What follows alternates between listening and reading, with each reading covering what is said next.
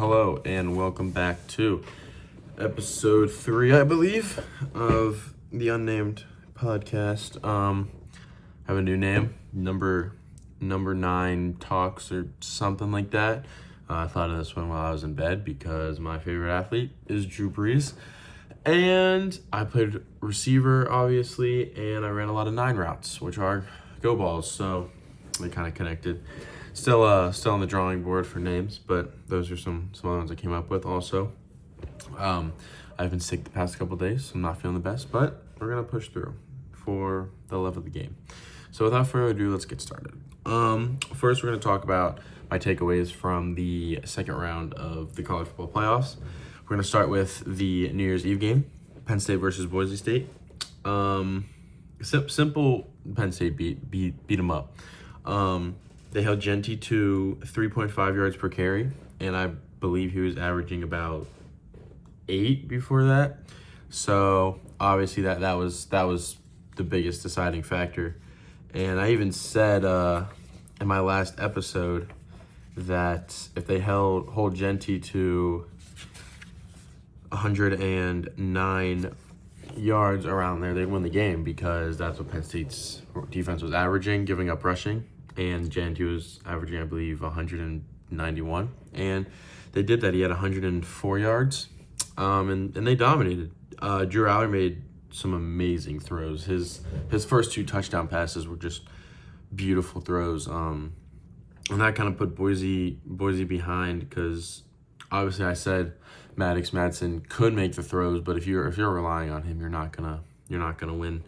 And Katron Allen, Nick Singleton, 212 combined yards rushing. I mean, I said this before, I think this is the best running back duo in the country. Beginning of the season, I didn't think that, but just looking at it now, I think they're just by far the most productive. So that was not a surprise, but yeah, really on all facets of the ball, they kind of just dominated, and that's kind of what you need going into the semifinals. The next game was Texas versus Arizona State. And let me just say, Cam Scatterbo, 143 rushing yards, 99 passing yards, or receiving yards, my apologies. He had 242 yards total, 2 rushing touchdowns. He even had a passing touchdown. He was doing it all. He was obviously battling through fatigue and injury, and he just kept going. Let me say, Matthew Golden, he is a dog. He is a dog. I honestly think he might be the best receiver on that Texas team. His ability to high point the ball, which you saw in a lot of critical moments. I remember, I believe it was a 4th down. He ran just a simple out route, high pointed it over the guy, and caught it to keep the possession alive. I mean, he was just on something that game, and they're gonna need that in future games because Isaiah Bond hasn't really been producing, and he's kind of been their wide receiver 1. So I think for them to take that step towards national championship, Matthew Golden is going to have to step up. And obviously Isaiah Bond too, but Matthew Golden is going to have to stay on the pace he's at. Quinn Ewers, I said he impressed me in the Clemson game, which he did. But in this game, it was kind of back to SEC championship Quinn Ewers. He's not reading defenses. He had an interception, just lobbed it up into double coverage. Not what you can do in critical moments like this. And against a team like Ohio State, it's going to cost you. So he's going to need to play like he did round 1, and he's definitely going to need to improve. Going against his old team too, so there should be some motivation there, some fire there to play better. Texas, their defense gave up no touchdowns until the 4th quarter. They gave up the Cam Scatterbo passing touchdown and rushing touchdown. They kind of crumbled, honestly, which once again can't happen because Ohio State's offense, we've all seen it. They're scary, so Texas needs to stay on it. There was also that 2-minute targeting no call, which I think everyone can tell that it was targeting. So that kind of bailed them out too. So yeah, this game was very close to going Arizona State's way and Texas being eliminated. And the run game for Texas just wasn't as good as it was in previous weeks. So that's another thing I think they're going to need to step up because to beat Ohio State, they're going to need to be firing on all cylinders. The Ohio State-Oregon game, let me just start off by saying just Jeremiah Smith. This dude is the best receiver in the country as a true freshman, and We've seen it throughout the season, but I mean, what he did in that game is just unheard of. He's unstoppable. He's been unstoppable this whole season, and I'm very excited to see what he does the rest of this season and his next 2 seasons. Ohio State's defense was also lights out. They gave up 21 points, but I mean, for that Oregon defense, who's been super productive the whole season, they gave up 32 in the last game, and they were just pounding Oregon. Oregon didn't get past the 50 until the 2-minute warning. So, kind of going back to what I was just saying, I mean, their defense was just not letting up, and that's also crucial, especially down at these times, to be consistent, and it's going to help them win games. And Ohio State's defense also had 0 penalties, which is huge for a game, especially a playoff game. That'll help them a lot going forward too. And then the final game, Notre Dame versus Georgia. Notre Dame's defense balled out. They showed up and showed out. 2 turnovers, 4 sacks. Their offense capitalized on the opportunities off the turnovers. They had the fumble, passing touchdown directly after that. Special teams, starting off the halfway kickoff, brought the momentum completely back to their side, which was huge. So that's what I have to say about Notre Dame. Georgia, I mean, Gunnar Stockton, in my opinion, stood up. He came in, never starting a game before, and he held his own in there. I would say the biggest takeaway for them is their receiver problems. That they dropped a lot of passes. I'm pretty sure they led the league in drops this season, and eventually it caught up to them. They had a touchdown that was dropped, a lot of big first downs that were dropped. So, yeah, honestly, that's kind of what screwed them. So that's the second round. Now we're getting into the semifinals tonight. The Orange Bowl, Notre Dame versus Penn State. I checked today, Notre Dame are favorites, which kind of surprised me, honestly. But, looking at the game against Georgia, they had 154 rushing yards, and that was without Jeremiah Love. So that's gonna be huge for them, getting the run game early. Obviously, Penn State, like I said earlier, held Genty, who had one of the best running back seasons of all time, to only 104 yards. But Notre Dame has the way better offensive line, in my opinion, than Boise State. So ultimately, I think it's going to be a battle of field position. I think both defenses are stellar. My biggest takeaway is I just think Penn State's offense is more dynamic. I mean, Drew Aller, Tyler Warren, Singleton, and Allen, I just think it'll be harder to stop them.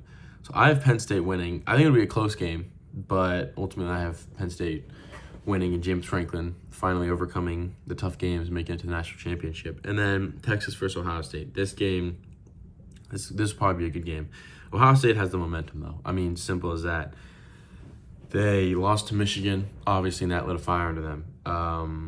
In their 2 playoff games, they've had 630 passing yards, 337 rushing yards, and they've outscored their opponents 83-38. So just stellar performance by them. And like I was saying, Texas was up 17-8 going into that fourth quarter against Arizona State, and then ended up going into overtime where Quinn Ewers needed a 4th down pass, which obviously was a great pass, but it took that for them to beat Arizona State. So, I mean, this game, I think it's the best offense versus the best defense in the country. I think, honestly, the deciding factor is going to be Jeremiah Smith. If Jeremiah Smith can make the plays he's made, if they can get him in a rhythm, I think no one can stop Ohio State. Honestly, even if he's not fully in a rhythm, their receiver core is too good. So I'm picking Ohio State, and I have an Ohio State and Penn State national championship. Excuse me. Next, we're going to shift into the NFL. The NFL playoffs are upon us, the wildcard round. So, first game, we have Chargers-Texans. Justin Herbert this year, 3,800 yards, 23 touchdowns, to only 3 picks. So the touchdowns were kind of low. The picks were low too, though, which is good. You obviously want to have someone with good decision making in games like this. J.K. Dobbins had 905 yards in only 13 games, so he's been a great addition to them this year.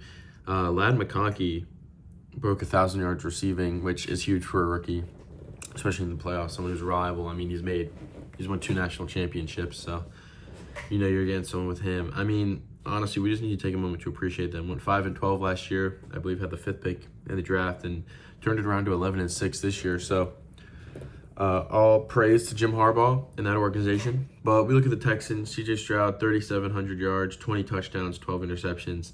Definitely a step down from last year. Last year, a lot of people were considering him top 10, myself included, probably.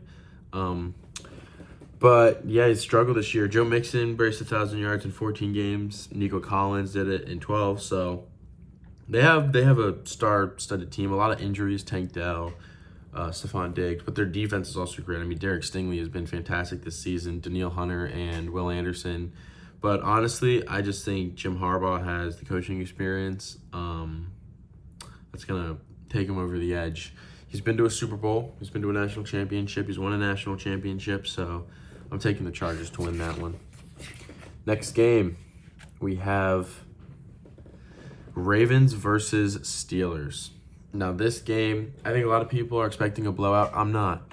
I mean, first off, let's look at the Ravens. Lamar Jackson, obviously, 4,100 passing yards, 41 passing touchdowns, so only 4 interceptions. By far his best season. Derrick Henry, 1,900 passing yards with 16 rushing touchdowns. I mean, just phenomenal. By both of them, two of the best at their positions in the NFL. Now, the issue for them, Zay Flowers is not going to play in this game. He's their wide receiver 1, bona fide wide receiver 1 on that team. So people like Rashad Bateman, I believe Nelson Aguilar are going to have to step up. Mark Andrews, Isaiah Likely, they're all going to have to step up if they want to pull this one out. And look at the Steelers. I mean, offensively, they haven't had any big flashes this season, but, you know, it's the steel curtain for a reason. Their defense is fantastic. But looking at it, before the bye week, and I believe 8 games they played, Steelers defense was averaging 15 points per game, which if you can hold a team to 15 points per game, you're gonna win the game. But after the bye week, they've averaged 25 points per game, and I think their defense is being left out on the field too much, and they're getting exhausted. I mean, they're tired. I'd have to assume that the defense is taking up a lot of the time of possession, so their offense is gonna have to click with something if they wanna win this game. But in the last 7 meetings of Steelers-Ravens with Lamar starting, Pittsburgh's won 5 of the 7, but 6 of them have been one-possession games. And another thing with momentum, the Ravens won their last 4 games, Steelers lost their last 4. So I think in a nail-biter, probably a 3-point game, I have the Ravens winning. I just think Lamar's playing at a crazy level right now. And yeah, next game, Broncos-Bills. Not to say about this one. I mean, the Broncos have lost to 5 teams that are in the AFC playoffs. Obviously not what you want to see. Josh Allen has 3,700 yards, 28 passing touchdowns, 6 interceptions with 12 rushing touchdowns. So 40 total touchdowns on the season. You know, they had that one loss to Baltimore, but they also handed the Chiefs their only real loss because obviously the Chiefs sat out the end of the season. So yeah, I'm taking the Bills to win pretty comfortably. I mean, Bo Nix is a rookie, his first real season. I don't think he's gonna live up to the playoffs yet. Next game we have Packers versus Eagles. The Packers lost to the Eagles in week 1 in Brazil. They've been 11-1 outside of the division since then. Because their losses are coming from, I believe, the Vikings and Lions, and then the Bears, obviously, in the last week, but they sat. Jordan Love, in playoff games last year, as his first year as a starter, went 16 for 21, 272 passing yards, 3 touchdowns, no interceptions against the Dallas Cowboys.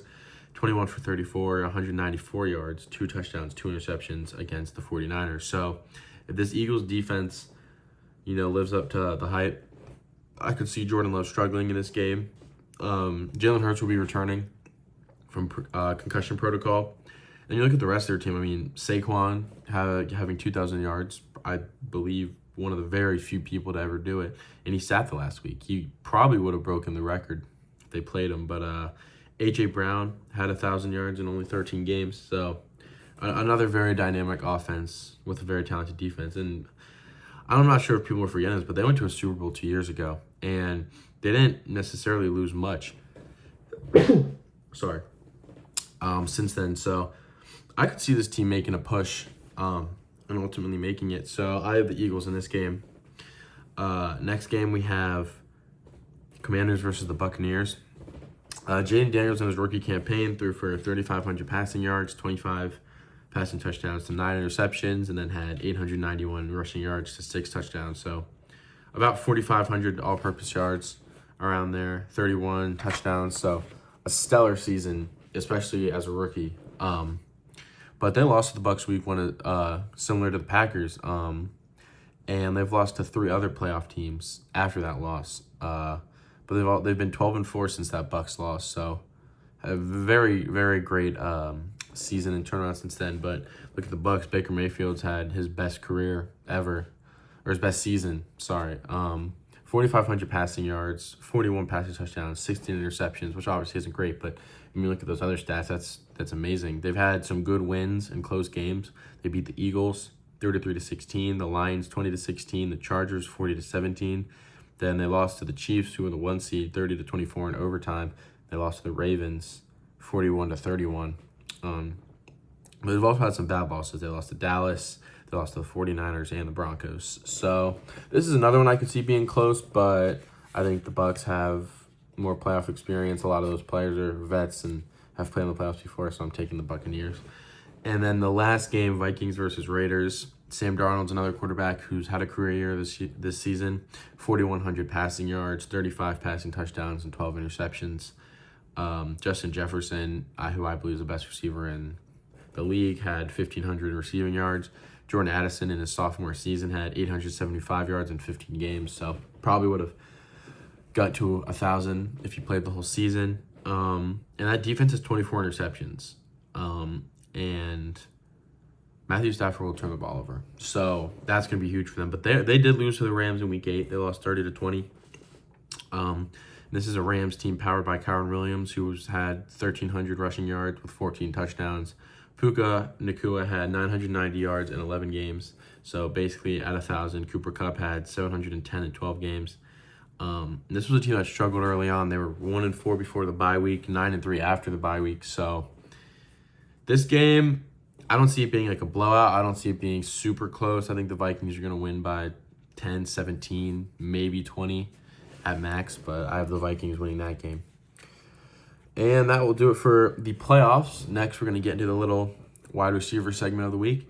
We're back with winners and losers. Last time I hinted at some Buckeyes on here, and they're both Buckeyes. So the wide receiver loser is one of my favorite players in the league, Marvin Harrison Jr. Obviously, Blitnikoff winner. One of the best wide receivers in college football history. Needless to say that, but this season he had 116 targets, 62 receptions, 885 yards, and 8 touchdowns, which ultimately is not a bad season at all, especially as a rookie. But you look at the averages, he averaged 7 targets a game, 3.8 receptions, and 55.3 yards, which, and this is something I've emphasized. I'm not sure if I emphasized it on here. You want to target your best guys. So I'm surprised he didn't get target more. You look at guys like Malik Neighbors, who I believe had 100 receptions.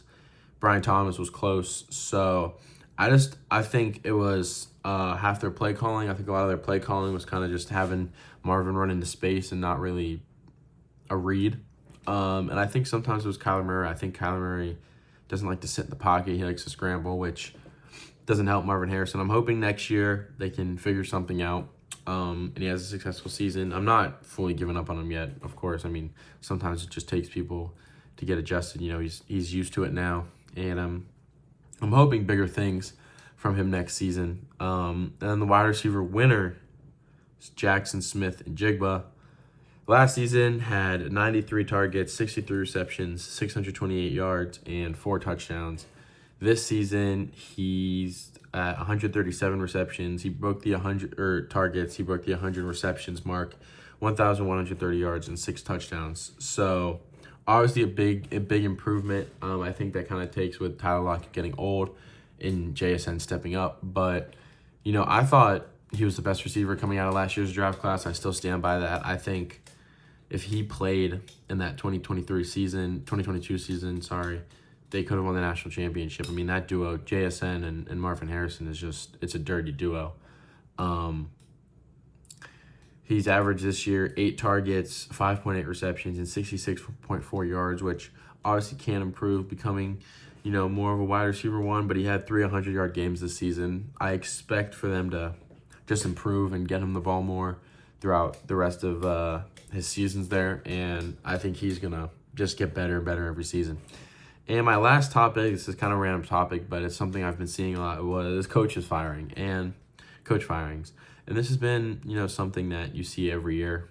Coaches get fired at the end of the season if they're not doing too well. Obviously, Dennis Allen got fired 9 weeks into the season. Happiest moment of the year for me.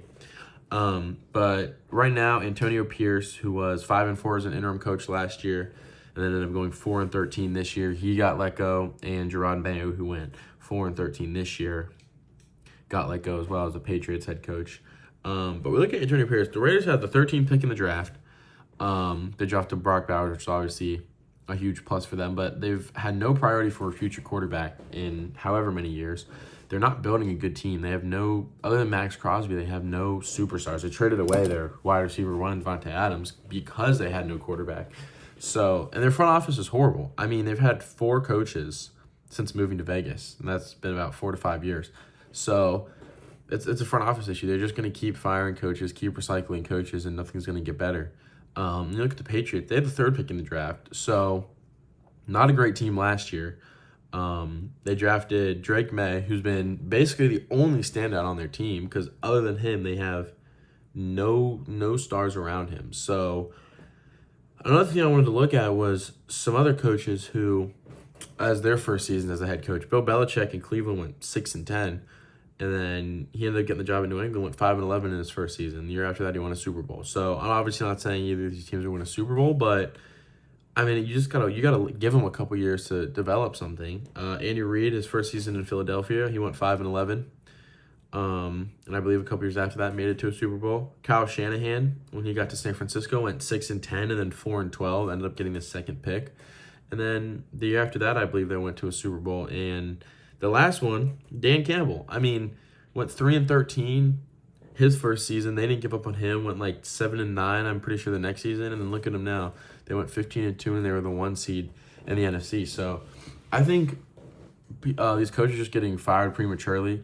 The front offices are just expecting immediate results, which is kind of how rookie quarterbacks are nowadays. I mean, you go in there, if you're not immediately producing, they kind of just move on from you. You saw it from Bryce Young, obviously had a horrible season. Him getting benched this year helped him, but you just got to give people time to develop and learn. And a lot of these people, it's their first time as a head coach, so you kind of got to let them feel it out, learn what it takes, and if it's like 3 or 4 seasons after and nothing's improving, yeah, you can fire them. But I think a lot of these coaches are getting fired prematurely because they're not getting immediate results. But that's all I had for today. I will be back next week to talk about the divisional round and the national championship. Thank you for watching, and I will see you next week.